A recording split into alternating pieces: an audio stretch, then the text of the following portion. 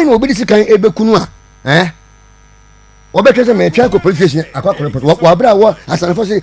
ye wa bada ho a ye makama nkae and ye different name because ene ekwatia wo ade ne ye say suban weti mem ha me de maka me say NDC yankopon ya ye ba power NDC me abaye wa dwen so ba Galamsey me tonya me hota so me kama se kwablanti adaka bra me kan kwana ka do tati ma bochi wa tie kusa bi di kan kamia antonso nyama esubonten ta kwasi ta mensa me sika ye besi